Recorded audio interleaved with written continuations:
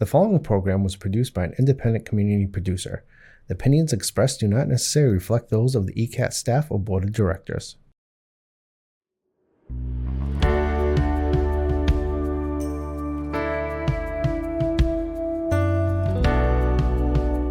Giving a voice to the voiceless, pulling stories out of the shadows and putting them under the spotlight, making sure that each person is valued and cared for. This is Humanity First with Peter Evers, presented by BAMSI. Hi, everybody, and welcome to an important edition of Humanity First. And I say important because when we talk about Humanity First, we talk about all of humanity. We talk about making sure that everybody has a fair crack. And oftentimes in our society, that doesn't happen.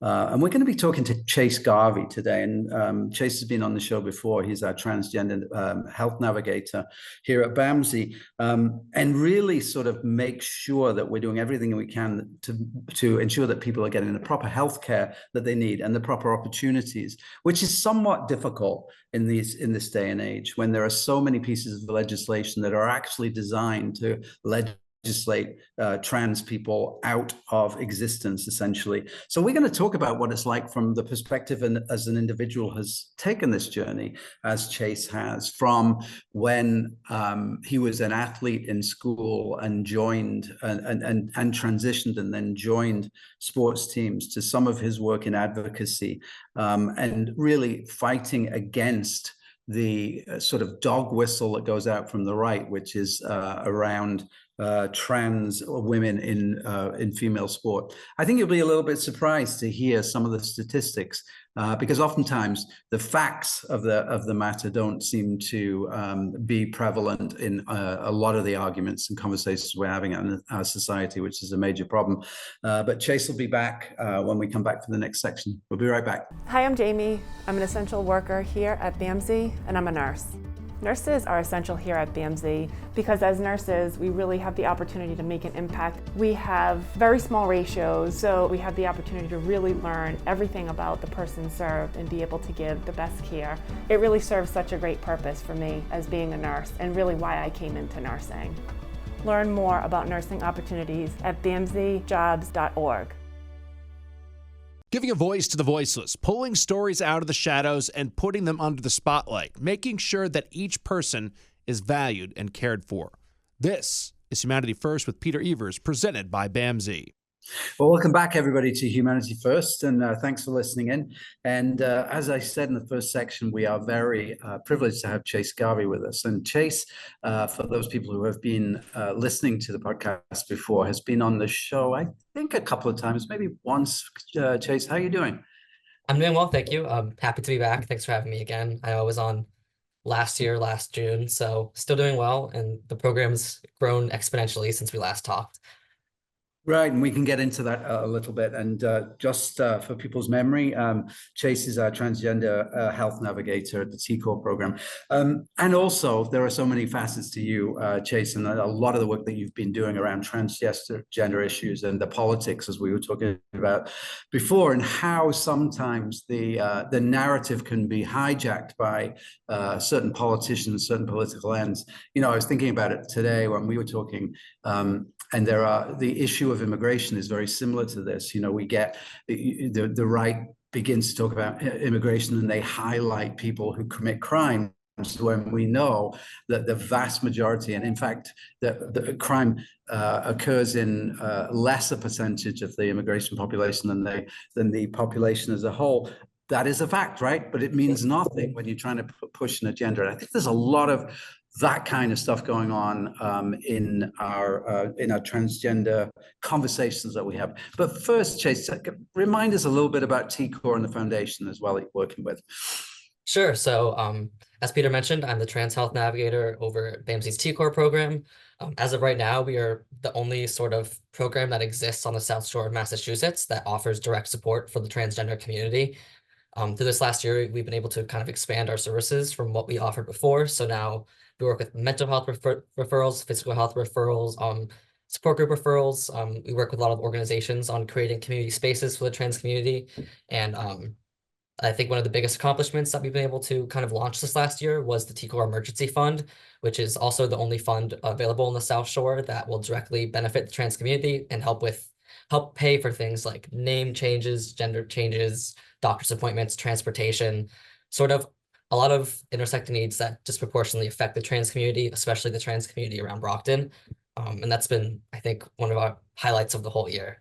And we'll be contributing to that through our event that I think by the time this is airs will be passed. We'll be throwing our first Pride event this Saturday, June 1st, and all the proceeds from that also benefit the T-Core Fund. That is wonderful to hear, and a little bit about the foundation as well, as long as we're talking about raising money. Yeah, I mean, I work for outside of BAMSI, I do a lot of work with the Out Foundation. So I'm a sponsored athlete. Well, first a little about the Out Foundation. We're a national nonprofit that focuses on LGBTQ visibility in sports. It kind of has leaned towards CrossFit because we were founded right after the whole scandal went down with the founder of CrossFit. He said a bunch of anti-BLM and anti-LGBTQ statements back, I believe, in 2018. And after that, it was very clear that a lot of people don't want LGBTQ people in sports and trans people specifically with all the recent legislation. So they sponsor myself and a bunch of other athletes to put us in fitness spaces. And we work with lots of national brands. Like I've worked with Noble, Garnier. We just signed with Loose Kid. We do a lot of work with them. And I'll definitely be talking a little bit about my experiences because through Noble, I actually got a really positive experience that showed me kind of the negative outcomes that can come with visibility, sort of the backlash with that. But we focus a lot on visibility and also with programming. So they switched to a lot of education. So we do a lot of programming and education, kind of, what's the word, like little modules for people that are willing and trying to improve their spaces and make them more welcoming for the LGBTQ community. And of course, everybody else that kind of intersects with as well. Yeah, I mean, I've always seen you as a sort of activist in this space. Obviously, Jason, you've dedicated your work life, and it seems also your leisure life to this issue. One of the things that really strikes me is a lack of awareness in our community in general, in America, probably in the rest of the world as well, especially when you think of some of the non-democratic countries that are doing outrageous things. And a lot of that, I think, comes from fear. And sometimes hearing a story about somebody's journey is really edifying to people because there really are some, it's just normal people do this. So tell us a little bit about your story, if you can, as we lead into the athletic conversation. Sure. I mean, you're totally correct. I think a lot of the time when we're reading narratives about groups of people as a whole in the media, very often we never get interviews from those specific demographic groups. So very often I ask people, well, have you ever spoken to a trans athlete? Do you know a trans athlete? I mean, part of the problem is that nobody does, which we'll get into because obviously systematically we're not there. But from my own experience, athletics has always been important to me. Ever since I grew up, my dad and my brother, we've always just been active. I've done almost every sport you can think of under the sun at some point growing up. Softball, t-ball, track and field, cross country, basketball, soccer, lacrosse, everything. And it's always been really important to me as a way of keeping myself accountable, keeping myself healthy and active. I think I speak for everyone when I say health. I believe fitness should be accessible for everybody, not just the LGBT community, obviously, everybody. It's the #1 way we can combat physical health ailments, mental health ailments. For a lot of people that struggle with addiction, I volunteer at a gym that helps people in recovery, specifically through fitness. So there's just a lot of benefits as a whole. So growing up, again, I was very active. Once I transitioned, it got a little more complicated because I felt a personal struggle. Thankfully, I'm from Massachusetts originally, so my ability to participate was always legislatively protected, but the laws are still just the first step. My school was very opening and willing to work with me, but we realized that I was kind of the first trans kid, at least in the sort of newer generation, that had to deal with locker rooms, being on a sports team, and other students. I will say my experience was mostly positive and beneficial. A lot of my students and friends around were welcoming and wanted me on the team with open arms. I really like to talk about, and I guess the negatives too, I guess the reality of what it's like being a trans athlete. So as I mentioned, I think a lot of the qualms with my own participation in sports, like in high school, I did track and field and Tennis, mostly positive. Like I said, no kids really ever said anything to me. I had friends in the locker room. They always looked out for me. Most of my coaches were 100% on my side. I had a gym teacher that was a huge ally, and he was actually played an instrumental part in helping me figure out where to change and work on stuff. And I worked with the administration. However, there is one story that I don't always share because the exact language used is a little harsh, but I think it's important to highlight in the sense of this is the reality of what trans kids are facing. So Sure. as I mentioned, I had supportive parents, supportive peers, really great school. And one year I did want to join a sports team. I won't make any specifics again, small town, you probably figured it out. But I had joined a sports team because my brother was a captain and he was like, hey, I really want to spend more time with you. It was our senior year. And of course, it's like my brother, he's my twin brother, he's my best friend. How could I say no to spending more time with him and getting some exercise in? And so I agreed. I joined that team with him. Everything was fine. All my peers were fine. And then one of my good friends one day pulled me aside and said, hey, Chase, just so you know, our coach has said some things that I don't think are okay. I just thought you should know just because, again, I was the only trans one on the team. And this particular coach has a lot of other opinions that I don't think align with what I agree with other groups. So I don't think his issue was not only with the trans community. I'll leave it at that. He has issues with a lot of other people, but he had basically made a comment that I won't repeat, but basically saying like wishing large amounts of violence on the trans community as a whole, like, you know, death, violence, that sort of thing. And looking back, I'm like, oh, wow, like that's an awful thing. I was 17. That's an awful thing for a 17-year-old to hear.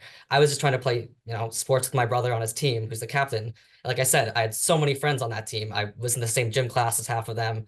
That was my good friend who was more conservative at the time, and now he's actually switched sides, which is very funny, but that's why the coach had disclosed that to him. And again, I stayed on the team. It didn't really do anything. I never told the administration. I never acted on it. It was one of those things where it was just, I felt like the fight wouldn't have been worth it, but I stayed on. I felt like my presence there was more important than his comments behind the scenes. Um, Again, it's just one of those like, why is a grown adult bullying a 17-year-old that is just there to hang out? Like, and I wasn't breaking any records. That was my first time joining that particular team. It was a varsity team, but they let a lot of people on, and I'm pretty athletic, so I did my part. But again, I like sharing that story now because it just shows that I had a great supportive group of peers looking out for me, a school that was on my side, but the only person that had an issue with it was the coach. And I felt as though staying on that team was important because at the end of the day, he still had to treat me the same as everybody else. He still had to coach me, and clearly he wasn't willing to say that stuff to my face. Yeah. But again, that's the reality of when we hear these myths and the legislation, like that's who it's affecting. It's not affecting the people that you think or how it's portrayed in the media. It's affecting everyday people like myself that are just trying to get a good workout in. And I don't think anybody would want their child to be exposed to that. Just looking back now, like I work with students and I know people that age personally. And I know if one of my clients or personal friends said that to me, I would be really upset. And I would tell them, go to the administration. That's not allowed. That's awful for you to hear. But I don't think people realize that's the reality of that, what children are dealing with every single day. Yeah, yeah. I mean, I think it brings home a point that I think we made a little bit earlier, which is, you know, there is fear here, right? Most of this is driven by fear. This is a lot of it is driven by, I think, insecurity around who other individuals are, and I'm always amazed at the preponderance versus the viciousness of the pushback, because, you know, we were talking earlier about this, you know, there are so many issues in the trans population that we need to address. And those are issues that pertain directly to the trans population being singled out, being persecuted. You know, how many, you told me, I think, that there were 20 or so pieces of legislation 10 years ago. There's 500 pieces of legislation right now, which are actually trying to legislate people out of their own existence, which is extraordinary when you think about it. Why is it? Well, I have a little thing on my computer here that says, I am who I say I am, right? That is one of the most benign statements that you could get, right? And that has to, if we're a democracy, if we're accepting of everybody, why on earth can't we buy into that? What's driving this massive reaction to something that is so minuscule in relation to what else is going on with the trans population that is so negative? Yeah, I mean, I think it speaks to broader, well, obviously the media plays a role, and they appeal to broader sort of societal fear mongering and themes that we think are threats to the norm or what keeps our society governing itself. I know we had talked about this earlier. We talked about the distribution of like, okay, well, trans people are actually a quote unquote problem. We're dominating sports. Like, where are we? And I guess one thing that we landed on was like, oh, well, for example, there's like that narrative of like, well, trans women in particular will dominate sports. Um, and just to break down the statistics again, as you had mentioned as I said with the media, a lot of people will take these ideas and disproportionately represent them in the media. So they'll take them out of context. And then when you really think about it and look at the bigger picture and you're like, oh, like, is this really what's dominating women's sports or threatening women's sports? So for example, if 1 to 5% of the population is trans, that should mean that we would have between 4,800 and 2,400 athletes in the NCAA equitably represented. When in this last year, we only had 32 trans athletes represented in the NCAA. Or and two of them were actually getting to the part where they were in championship level sort of contests.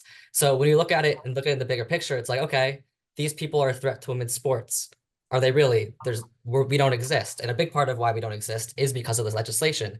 So bringing it back to kind of where we started with this, a lot of these laws are targeting things that we have already been doing. Like trans athletes have been allowed federally since 2003, but that for some reason it's now just becoming an issue. And again, if this has been allowed since 2003, why are we not seeing larger amounts of trans people in sports? And it's a big part because now this legislation is, well, highlighting where we're not allowed, but also creating this influx of, well, now we need to start to legislate people's bodies. And this has become a huge issue past just sports. And it's been an issue that's been talked about on both sides. I've heard people on like more conservative sides of the spectrum talking against this for different reasons. People on the like more liberal side. Obviously, I think one main argument that I think can ring true to both sides is the idea of like being able to make your own choice. So I know one person that came out was Chris Christie, which everyone was kind of expecting like, where is he going to fall on this? And even he said at the end of the day, and this was more specifically about gender affirming care, like this legislation is taking the rights away from people to choose. This legislation is taking away from parents' rights to choose for their kids. If you want your kid to participate in sports or access healthcare, that right would be taken away from you, which at the end of the day, again, speaks to broader themes of who is this threatening. Well, and we'll get into this later, but there's lots of Yeah. fear mongering that goes into threatening the ideas of protecting women's sports that just Right. aren't accurate. Yeah, and I was away this weekend with a bunch of guys on a baseball trip that I do every year. All those guys, liberal guys, always sort of voted, Democrat. But this issue came up around you're undermining the rights of women in sport, and I was in the minority, in the pushback. But as you said before, we're ignoring a lot of things in women's sport and in women's society, including, by the way, the right for themselves to have ownership and over their own body choices. We haven't done a great deal, have we? Title IX is one thing, but we haven't done a great deal for women's sport. When you think about, for instance, the young woman who is in the NBA now, who's, of course, I've forgotten her name, but she's, I think, earning $70,000 a year as the best basketball player in the world. Whereas I think, of course, I'm not very good at basketball, but the best basketball player in the world who's a man who's earning a lot more than that. There's much more that we could be paying attention to. Yeah. There's more we could be paying attention to. But this is like a dog whistle, isn't it? It really is. This is what people have hung on to. And talk about that study as well. And you mentioned it before, but these are facts that we're dealing with now, aren't we? Around the preponderance of this in our society. Yeah, I think there's just a general, I'm glad you brought up these points. There's a general just lack of education, I think, around the facts surrounding this. First to bring up, obviously, the conversation of, well, what about women's sports are you trying to protect? As I just mentioned, there aren't a lot of trans women in women's sports. And as I'll mention in a second, a lot of the current evidence available suggests that trans women don't have any advantages and may actually have some disadvantages. But again, women in general aren't being paid fairly. Many of them need like multiple jobs, or they rely on sponsorships to get by. So if you want to talk about what's affecting almost every single woman in women's sports, that's the conversation that should be had. But very often, I don't hear the people talking about trans women in sports talking about that part of the conversation. Moving forward, talking about that study, in the last few years, there was a study that was commissioned by the Canadian Center for Ethics in Sports, commissioned through E-Alliance, and they did a meta-analysis on transgender women competing in elite sports. They broke it down into social categories, legislative categories, and biomedical categories. And for the sake of today, I'll focus on the biomedical part because I think that's, as you mentioned, the number one driver for people at the end of the day. Well, I hear that all the time. Well, at the end of the day, like that's still a man, blah, blah, blah. So the study did focus on trans women that had transitioned. And I think when we talk about trans women in sports, I think where a lot of people fail to realize is by the time you get to an elite sport level, everybody's blood is basically getting tested. You're all being checked out all the time. It's a lot less invasive. I'd say like people argue like you shouldn't make people get their blood work. Most professional athletes are used to that. So at that level, I don't think it's any more discriminatory. And biomedically speaking, testosterone and estrogen do play roles. So that's why I think it's an important emphasis to say for transition trans women. So this study found that using evidence available, looking at transition trans women and cisgender women, some of whom were sports related, they compared people that were related to sports and people that were not athletes. They found that overall trans women had no biomedical advantage, and that actually, because many trans women either went through sports, some might get like the gonads removed, so you're unable to physically produce testosterone anymore.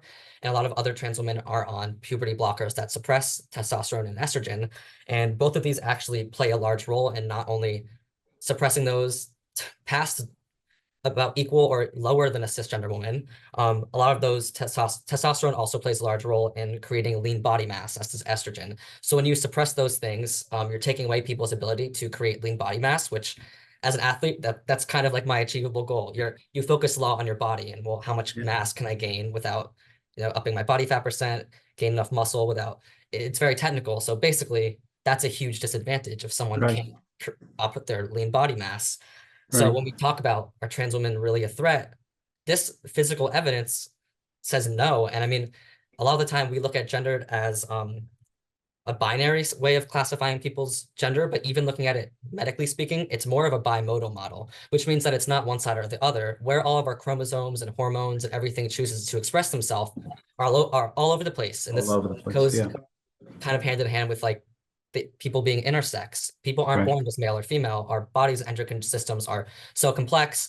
When we're taught about this, we're just taught boy or girl because when you learn this, you're like 5 or 6 in school. Your brain's not capable of understanding that. And everybody kind of has to start somewhere, like everywhere.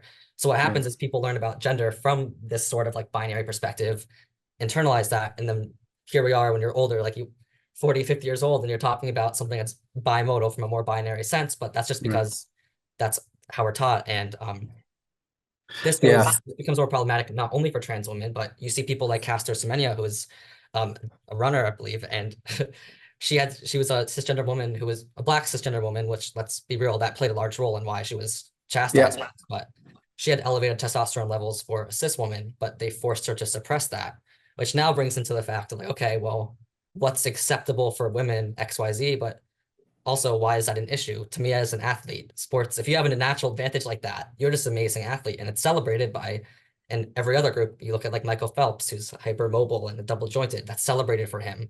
But with other people, all of a sudden it's suppressed.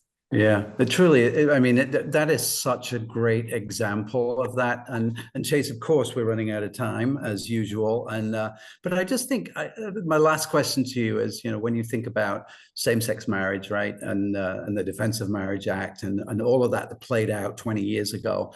And I don't think history necessarily judges those people who are against that particularly well now with a new generation of people who are just scratching their heads and say, why do people care about this? How's history going to judge those people and those elective officials that are pushing this kind of legislation against a group of human beings? In this case, and I usually I give people the benefit of the doubt. I educate people that aren't educated. So I hear it all. But I think for elected officials that are purposely pushing this legislation, knowing the statistics and facts that are out there, I hope they have some reckoning or I would never wish bad on anybody, but I hope that they have a moment where they realize that they are just hurting a large group of people for no reason. And I hope that truly society will look at them and see that happen and realize like, oh, this group is cherry picking these statistics, cherry picking how we choose to paint this picture intentionally to single out this group, or again, distract from the bigger problems like paying women equitably in sports. Right. And I could I give you think, so many more examples, which I won't for time, but there's just so well, many examples, even with trans athletes like Leah Thomas, where she's a swimmer that was, they said, oh, you only won this championship because you were assigned male at birth, but they never talk about all the times she's lost to people that were assigned feminine at birth before that championship and even after. right. They just paint a picture based on that one win. Right. And that's how it goes, really, isn't it? And I think the more that we have conversations about this and more people think about, well, there are some facts here that back up this argument, I think the better. Chase, it's been really great to have you on the show again. And please come back and let's talk about this. And of course, it's Pride Month coming up, and we're having an event which will actually have happened by the time people are listening to this. But I will see you this Saturday and in Brockton for the event. So thank you so much, Chase. I really appreciate you coming on. Awesome. Thanks again for having me, and I'll see you soon. Take care. Thanks. Bye-bye, everybody. Bye. Bye.